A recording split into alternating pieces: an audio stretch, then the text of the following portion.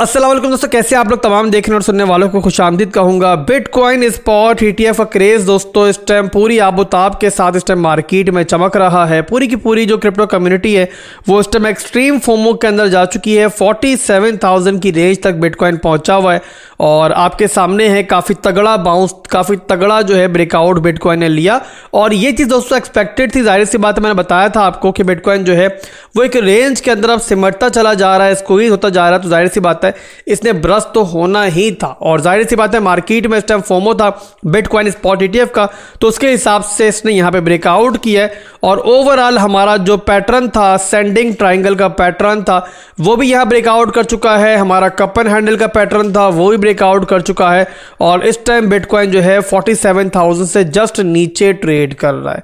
अब यहाँ पर दोस्तों पूरी की पूरी मार्केट जो है इस टाइम जाहिर सी बात है उस फैसले का इंतजार कर रही है जो सिक्योरिटी एंड एक्सचेंज कमीशन की तरफ से आना है। घड़ियां बहुत करीब है और इस वीडियो के अंदर दोस्तों हम ये डिस्कस करेंगे कि इस टाइम हमारे पास मार्केट से बड़ी बड़ी खबरें क्या है और बहुत सी ऐसी खबरें हैं जिससे हमें सिक्योरिटी एंड एक्सचेंज कमीशन का मूड मालूम पड़ रहा है।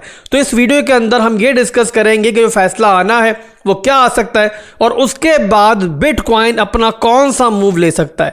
क्या यहां से एक और बड़ा मैसिव पंप होगा या फिर मार्केट दोस्तों सेल द न्यूज़ के हिसाब से डंप करेगी। ये सारी चीज़ें इस वीडियो में होंगी, तो वीडियो को हरगिज़ इग्नोर मत करना। घड़ियां बहुत नज़दीक है, कहीं कोई गलत फैसला ना कर लो। तो वीडियो को देखोगे तभी समझ में आएगा कि मार्केट में क्या चल रहा है। तो बिना किसी देरी के वीडियो को स्टार्ट करते हैं, पर उससे पहले एक रिक्वेस्ट है कि फौरी तौर पर जाके अगर आपने चैनल को सब्सक्राइब नहीं किया हुआ, 2 मिनट लगेंगे बल्कि 2 सेकंड लगेंगे, आप चैनल को सब्सक्राइब करो और साथ में बेल आइकन पर क्लिक करो और वीडियो को लाइक और वीडियो पर अपना फीडबैक देना आप लोगों ने नहीं भूलना है।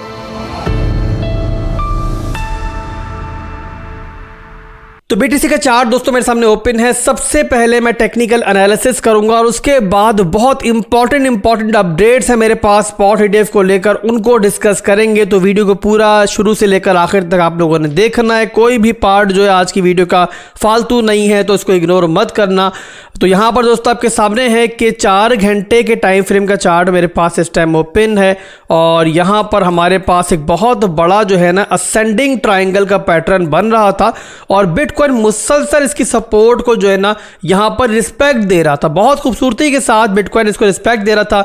और ट्रेंड की बात करें डेली के अंदर 4 घंटे के अंदर सबके अंदर जो है इस टाइम बिटकॉइन एक अप ट्रेंड के अंदर ही था और ट्रेंड भी यहाँ पर लूज नहीं कर रहा था। एक फेक आउट हमें देखने को मिला पिछले दिनों, बट वहां पर भी बिटकॉइन जब दोबारा डंप हुआ तो दोबारा से इसने अपनी सपोर्ट को जो है ना बहुत खूबसूरती के साथ क्लेम किया, रिक्लेम किया। और तभी मैंने आपको कहा था कि आपको पैनिक करने की जरूरत नहीं है। और जिन लोगों ने वहां मेरी बात सुनी होगी और पैनिक होकर अपना जो माल वाल है सब सेल नहीं किया होगा, तो वो लोग यहाँ पर जो है इस टाइम मजे के अंदर होंगे। तो अब यहाँ पर दोस्तों आप लोगों ने पूरी तरीके से अब जो है ना वो रिस्क मैनेजमेंट अपनी करनी है। और अब यहाँ पर जब हमारे पास कल जो है स्पॉट ETF को लेकर खबर को आनी है मार्केट में, तो इस टाइम जो है आप लोगों ने कोई भी गलती नहीं करनी है, अदरवाइज दोस्तों बड़े खसारे में जा सकते हो।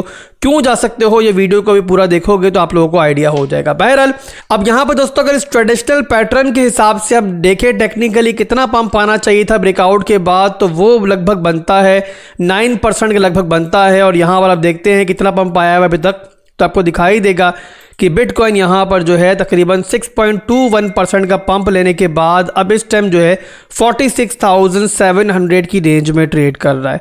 अब यहाँ पर बिटकॉइन को जो रेजिस्टेंस मिली है वो किस लिए मिली है अभी मैं आपको आगे दिखाता हूँ, तो आपको आइडिया होगा कि इस टाइम बिटकॉइन जिस रेंज से रिजेक्ट हुआ है, जिस रेंज से इसने अभी रेजिस्टेंस ली है, ये बड़ा ही स्ट्रॉन्ग एरिया है और बड़ी इसकी एक टेक्निकल इसका एक दोस्तों अहमियत है मार्केट के अंदर। क्या अहमियत है वही मैं आपको बताने जा रहा हूँ और उसके लिए बिल्कुल एक ब्लैंक चार्ट के ऊपर मैं आपको लेके चलता हूँ।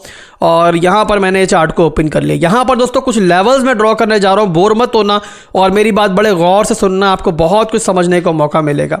अब यहाँ पर मैं पहले चार्ट को दोस्तों लेके जाता हूँ मंथली टाइम फ्रेम के ऊपर और वहाँ पर मुझे एक रेंज ड्रॉ करनी है और उसके बाद आपको आइडिया होगा कि बिटकॉइन जो है ना वो किस रेंज से इस टाइम रेजिस्टेंस ले रहा है। तो पिछले बुलरन की दोस्तों ये वो रेंज है जिसकी बेस पर आपको कुछ चीज़ों का भी आइडिया होगा। बड़ी इंपॉर्टेंट ये रेंज है और आपको याद होगा पिछले बुलरन के अंदर जो 2 रैलीज आई थी ना इसी रेंज के अंदर आई थी। तो यहाँ पर दोस्तों इस रेंज की सबसे पहले मैं लूँगा रेंज लो और उसके बाद हम रेंज हाई लेंगे और उसके बाद फिर फाइनली इसका मिड रेंज निकालेंगे। तो आपको आइडिया हो जाएगा कि आखिर बिटकॉइन जो है इस टाइम कहाँ से रिजेक्ट हो रहा है। तो ये मैंने इसका ले लिया रेंज लो का एरिया, और ये मैं इसका ले लेता हूँ अपना रेंज हाई का एरिया, ठीक है जी।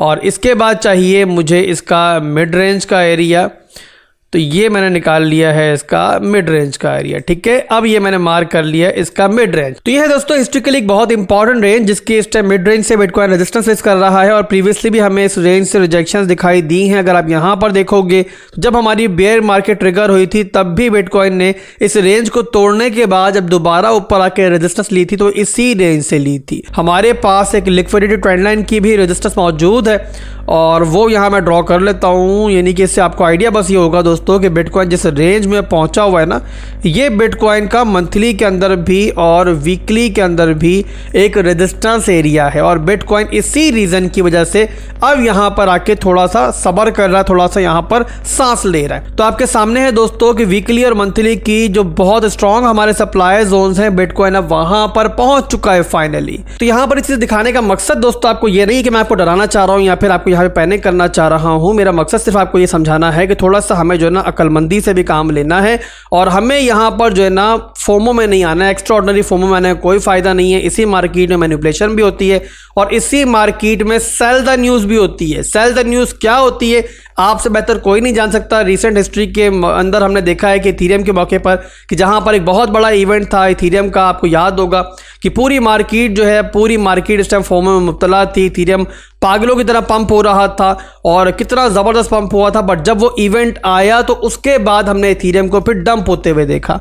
तो यही दोस्तों कहलाता है सेल द न्यूज़, कि जहां पर वेल्स और एक्सचेंजेस जो होती है ना, वो किसी भी इवेंट के आने से पहले उसकी बड़ी हाइप बनाती हैं और पूरी मार्केट को पागलों की तरह पंप करती हैं, और जहां पर पूरी की पूरी मार्केट अपनी नई पोजीशंस ओपन कर रही होती है उस इवेंट के आने के बाद, वहां पर ये वेल्स और एक्सचेंजेस जो होती हैं वो प्रॉफिट बुकिंग करती हैं, मार्केट को गिराती हैं और फिर वहां पर डिप के अंदर दोबारा बाय कर लेती हैं, और वहां पर आप लोग देखते रह जाते हो। तो इसी रीजन की वजह से दोस्तों हमें यहां पर क्या करना है दोस्तों, हमें यहां पर लेवल टू लेवल ट्रेडिंग करनी है। तमाम वो शॉर्ट टर्म की पोजीशंस जो हमने पहले से ओपन की हुई थी उनके अंदर हम प्रॉफिट के अंदर है, या फिर कोई अगर नई पोजीशन ओपन करेंगे तो उनके अंदर हमने एक स्ट्रिक्ट एग्जिट रेंज भी रखनी है।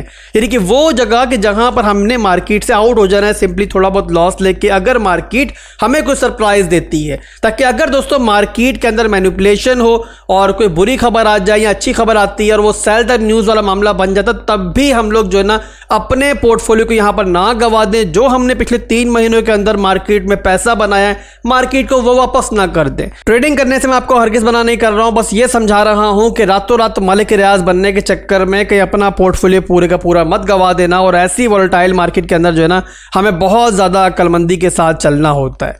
तो बहरहाल दोस्तों यहाँ पे स्पॉट ETF का जो क्रेज़ है वो अब सर चढ़ के बोल रहा है। बहुत करीब वक्त आ चुका है कि जहाँ पर सिक्योरिटी एंड एक्सचेंज कमीशन की तरफ से कोई भी जवाब आने वाला है, और यहाँ पर दोस्तों आपके सामने है कि बड़ी बड़ी खबरें मार्केट में आ रही हैं, और यहाँ पर वो पोजीशन बन चुकी है कि जहाँ पे सिक्योरिटी एंड एक्सचेंज कमीशन अगर छींक भी मार रहा है ना तो लोग जाके पूछ रहे हैं कि भाई तूने इस टाइम छींक क्यों मारी है।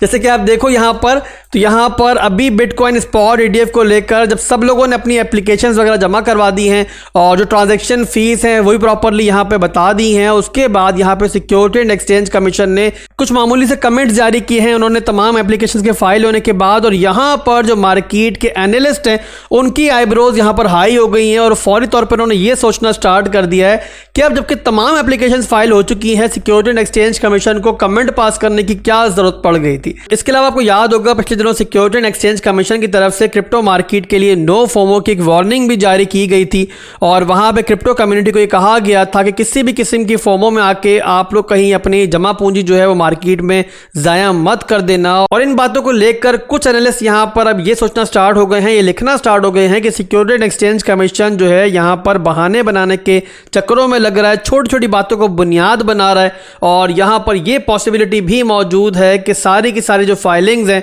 उनके ऊपर जो फैसला होना है वो एक ही दफा करने के चक्कर में सारे के सारे मामले को आगे पोस्टपोन ना कर दिया जाए। तो ये सारे मामलात हैं जो कि आपको जहन में रखने हैं कि यहां पर सब कुछ अच्छा नहीं है, थोड़ा बहुत ही सही मार्केट में ये पॉइंट ऑफ व्यू भी मौजूद है। इसीलिए मैं कहता हूं दोस्तों कि चाहे 1% चांस बाकी है कि स्पॉट ETF जो है वो नामंजूर हो सकता है, उसको भी आप लोग लाजमी जहन में रखो, तब भी आप लोग जो है ना फोमो में नहीं आओगे और तब भी यहां पर कोई मिस्टेक नहीं करोगे। तो मेरे भाइयों आज के लिए बस इतना ही था। वीडियो को यहाँ पे क्लोज करेंगे, काफी लंबी वीडियो हो गई है, आप तक पहुंचाना भी है, इस वीडियो को अपलोड करना है, उसमें भी टाइम लगता है। तो फिर मिलेंगे इंशाल्लाह एक नई वीडियो के साथ बहुत जल्द। दुआ में याद रखिएगा। अल्लाह हाफिज।